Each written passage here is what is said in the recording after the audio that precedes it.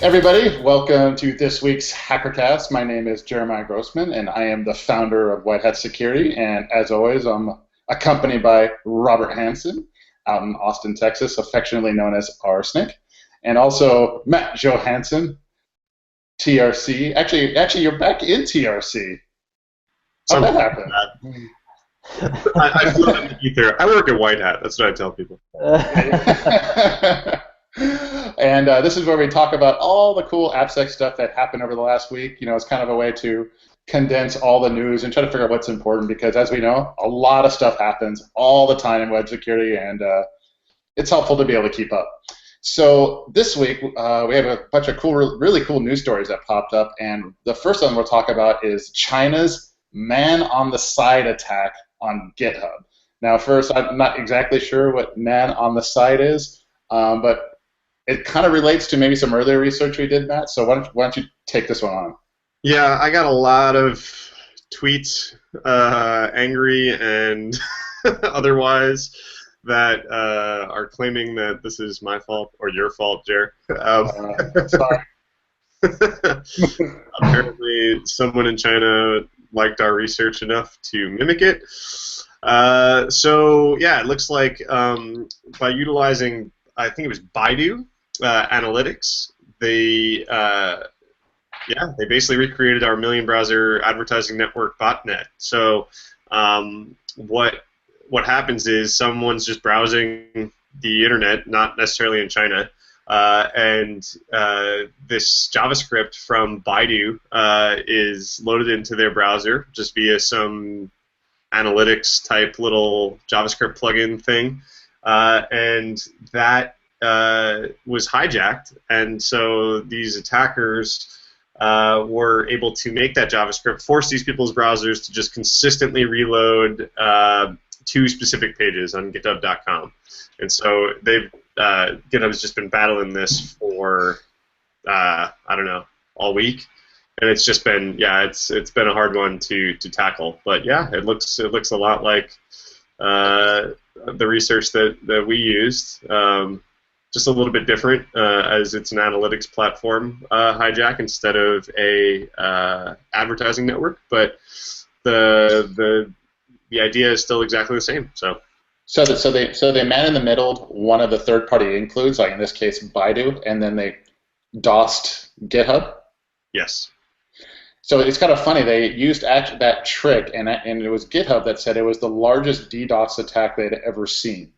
So it almost seems like China, whoever did this, worked harder than they had to. I mean, they did man in the middle. We just bought our ads. I just wonder if this, because of their methodology, they were able to scale it bigger. Perhaps. I don't know. Yeah, this actually points to why we really need to be careful about what JavaScript we include on a page, because you could inadvertently be wrangling all of your users into a botnet, sort of inadvertently. Definitely, and Matt, as you and I both know, as far as we put the concept out there, but the code we purposely made a little bit weaker than we otherwise could have. I mean, we didn't use a bunch of tech that we could use to amplify the attacks. The other interesting part here is it says that 99% of the time that you load a Baidu Analytics JavaScript, a page that has this analytics JavaScript in it, 99% of the time this didn't happen. So this was the biggest DDoS attack that GitHub had seen, and it was just utilizing 1% of the people that viewed this JavaScript. That's wow. That's pretty impressive. And this actually relates to, there's another story that relates to something you just said, Robert, about, you got to be careful what JavaScript you include on your site. And so there's a big movement now for a lot of the websites out there to SSL enable their sites by default. And in order to do that, so you don't get mismatch errors, that all your third-party includes and your ads and your widgets must also be served up off of SSL. And what prevents a lot of people from doing so is the ad networks. So we have the what is it, the Internet Advertising Bureau, the IAB as it's generally referred to, they've actually recently put out a blog post that said SSL is a good thing, and we highly encourage all of our partners and all of our members to implement SSL for their ad networks so people can do SSL properly.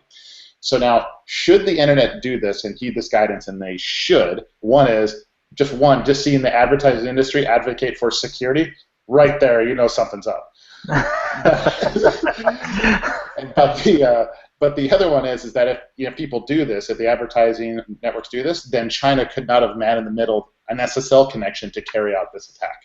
Absolutely. That's right. Then you have to buy ads through those super secure ad networks. But they make money then. They finally make money. So, and that's exactly what Matt did. So the problem is that let's say everybody went SSL, great, so you can't man in the middle to do a DDoS like this via browsers, but you can still buy the ad time and do the same effect. It's not a perfect solution, but it's getting there. Mm-hmm. Mm-hmm. I think what it really is, honestly, it's all about money for them. It has nothing to do with security. I mean, they're all about preventing those man in the middle from injecting their own ads, and that's the primary driver for them. And then in yet another related story, this is the one I nearly fell out of my chair on. So we had Cisco put out a post that said they are advocating ad blocking and tracker blocking for users to combat the ever-present drive-by download and infected malware website problem. So just like we've been advocating for years, you want to block ads, you want to block trackers, not necessarily because we hate ads. Yes, they are annoying, but it's not like we hate the concept, but they are dangerous. So somebody like Cisco agreeing with us and saying the same thing, I was just floored by that news. Yeah, unfortunately, 5 people will read the blog post. Well, it's the fall. It just doesn't matter, unfortunately. It's still a big company, and Cisco has a lot of employees, so maybe all their employees at the least will install ad blocking and do the same for their family. That'd probably have a bigger effect than the blog post by far. So yeah, so lots of stuff going on in SSL, ad blocking, and things like that. So let's talk about some hacking stuff, specifically this group that we've seen the name of for years now, the Syrian Electronic Army. Apparently, they had just been going nuts out there hacking everything. So Robert, you were looking at this one, right? Yeah. So apparently, they went after this group. I never even heard of this. It's called Endurance International Group, and I should have heard it because apparently they control most of those sort of cheapo hosting sites, Bluehost, Justhost, Hostgator, and Hostmonster. It's a little weird that they're competing with themselves, but I guess if you corner the market with 4 different brands, you'll get enough of it. Or maybe it was through acquisitions or something. It's not exactly clear, but they managed to take over. It's not exactly clear how they did it. They claimed it had something to do with the VPN, but effectively they were able to take over all 4 of those hosting providers using 2 different VPN connections, one through Endurance and one through Bluehost. And they claimed that they got access to the entire administration console for both companies, so effectively all of their customers as well. And the reason they did this was actually hacktivism. It really wasn't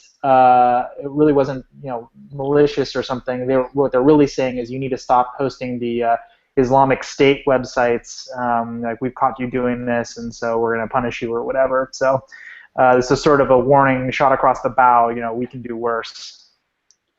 Wow, this is kind of creepy. I mean, in many ways, these are the hacktivists. These are the canaries in the coal mine with respect to security. I mean, this could have been way worse. I mean, these are the guys that hack you and laugh at you or tell you about it at the very least. I mean, imagine if the cyber criminals or a nation-state sponsor did this. Oh, man, it would have been. Maybe they have, but it would be way worse. Yeah, I mean, in my opinion, this is really good. I'm really glad that those guys exist.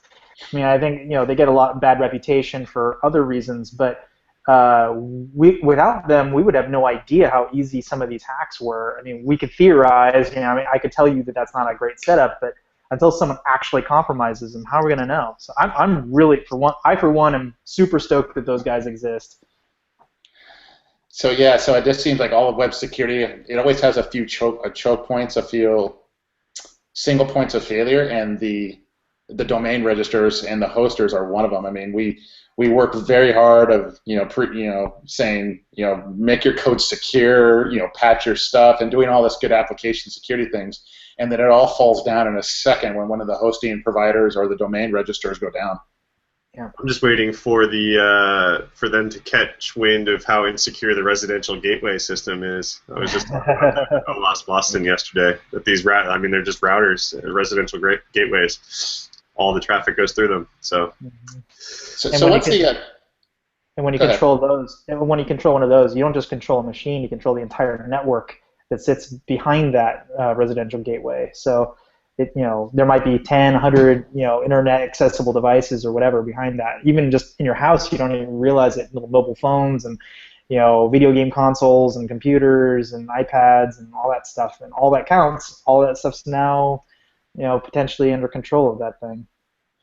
So with respect to the, you want to host a secure website, you want to maintain, control of your domain. So Robert, you might have some guidance here. So is it important to select?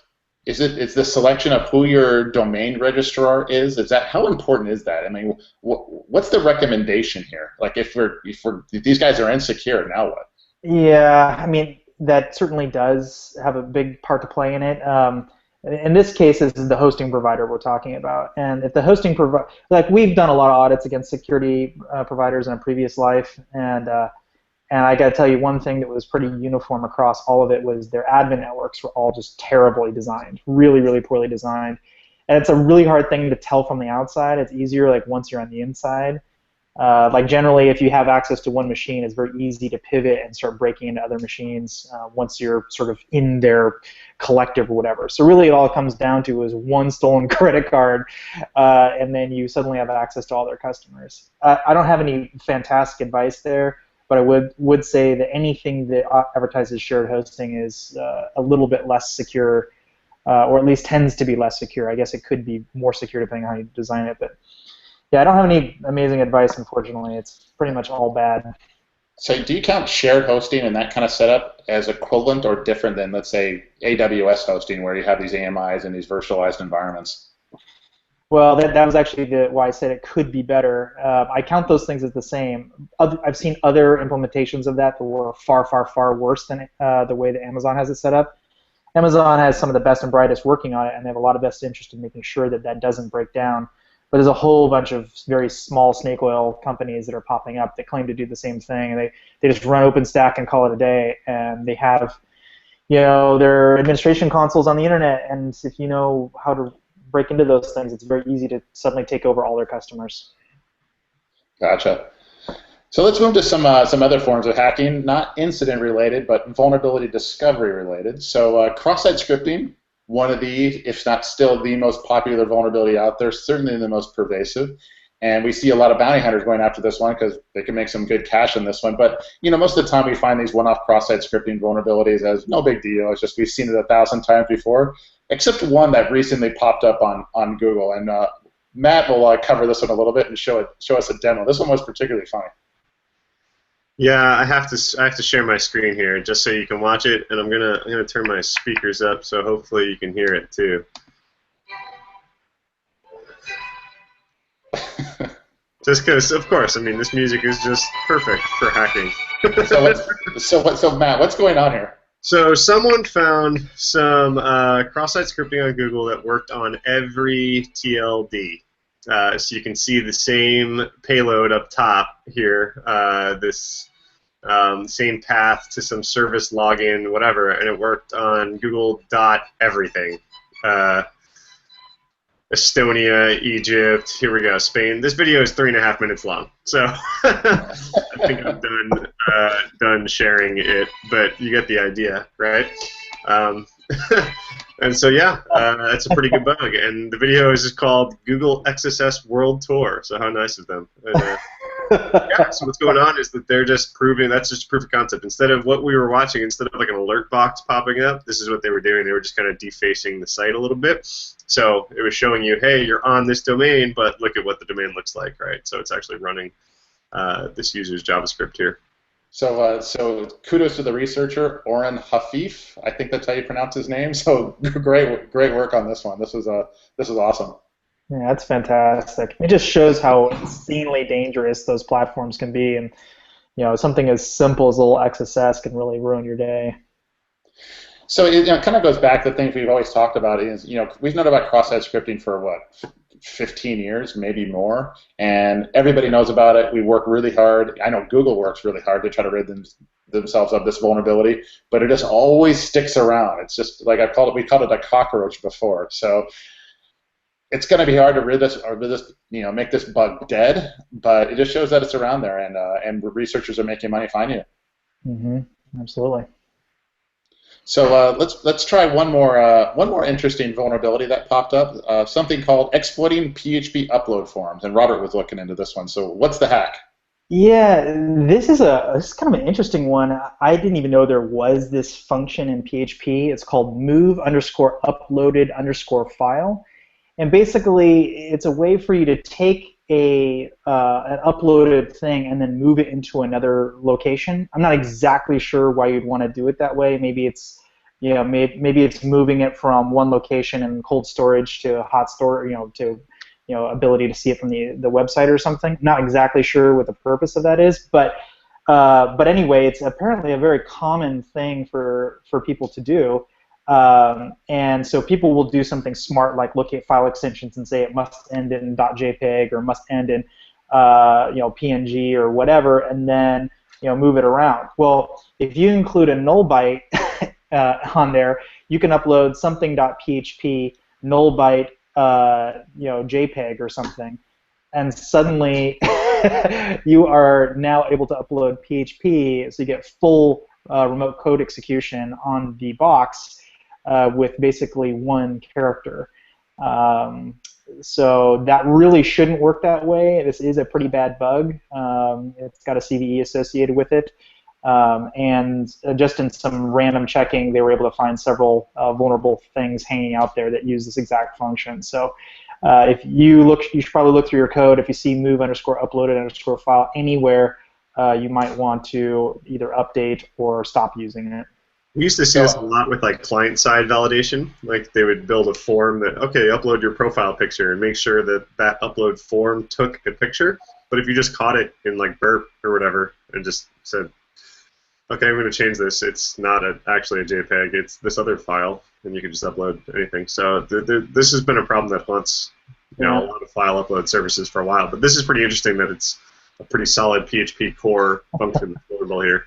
Yep. So we used to call this technique I guess this is the poison null byte attack as applied to this implementation of PHP. Is that basically the same technique? Kind of. And the null byte attack was basically saying, does this equal this? Well, no, because it's got a null byte in the end, and then later on use it, and then the null byte gets stripped, and then it actually is that. So are you admin? Because you're not allowed to be admin, but you can be admin null because that's not admin, and then later on the null gets stripped, and then you're admin or whatever. There's other similar types of null byte stuff where if the remainder of the string was the thing that had to match, you could use null byte to basically truncate the string. There have been other null byte attacks using JavaScript where you inject null bytes so it doesn't have a straight pattern. So if you're looking for script and you insert a null byte in the middle of the script tag or something, it doesn't have a direct pattern match. So there's been a bunch of these kinds of issues in the past. In my opinion, anytime the web server sees a null, it should just chuck it unless there's a reason it needs it or something. But for now, it looks like it works. So let's talk how we find this thing. So from an automated point of view, whether it's dynamic analysis or static, it doesn't seem like dynamic analysis is going to find this one or find it easily. Maybe static analysis? What do you guys think? I think dynamic actually could find this. You just have to try to upload files called whatever the thing expects to find. Let's call it JPEG for image upload or something, and then make it a PHP file and make it .php nullbyte.jsp or JPG or whatever. So I think you could do that. It's not a guarantee, but I think you'd find some of it that way. But yeah, I think static code analysis would do a better job of finding this for sure. It would be pretty easy just to even do something as simple as like a grep dash capital R for that string, and and find it across your entire code base. Now that doesn't hold on, one caveat, that doesn't necessarily include any libraries that you might use. Yeah. So, and the other one is, I guess it's just gonna, if you're a researcher or whatever, doing it by hand or a pen tester, if you find the file upload forms, and this is just one more thing in your long list of your process that you're gonna have to look for. Yep, absolutely. I'm just thinking of this one, so it's difficult to scan for. It's a bit esoteric. A lot of people have it. I mean, I'm thinking this one here, if you're really uploading executable code at the end of the day, this one's going to pop a lot of people because this is one that's going to be really, really easy to forget about. Yep, absolutely. I'm just not sure how often people actually use it, which is the only reason I think we might be safe for a while. and the other one is that since you're uploading a file, it's not going to be logged. And then let's say there is an incident, are you going to be able to see it? Yeah, I mean, if you delete it after the fact, I don't see, unless there's some other forensic something going on. I mean, maybe if it's you go dump memory or something, maybe you can find it in memory or something, or try to look at the hard drive and recover the deleted bits after the fact or something. But you're talking about like deep forensics here, nothing in the log files. Yeah, so this one's going to be tough. Anyway, it's we always bring the good news to the world. So I just did a quick search, by the way, of move uploaded file on GitHub, and there was 244,000 results. Oh man! So people are using it, Robert. Sorry, dude. Yeah, well. 244,000. Projects. Almost 245, yeah. Oh my goodness. Okay. Not necessarily repos, but just instances of that thing. Oh man, and the very first one is just straight PHP that file to temp. Oh man, yeah. Brutal. All right. Well, that's web security in a nutshell. We find a report on the news somewhere of a new vuln. Then we run over to GitHub and say, "Yep, the world's vulnerable," and that's kind of how AppSec works. Hacking. Anyway, so SSL, everybody should be SSL enabling their stuff to the extent that they can. Keep a lookout for all the new vulns and patch. I mean, that's where everybody's having the problems. Not necessarily finding problems, but getting them fixed. Anyway, that's our HackerKast for the week. Hope everybody liked it. If you like it, please rate, please subscribe. Robert and I appreciate it, and Matt too. Sorry, Matt. And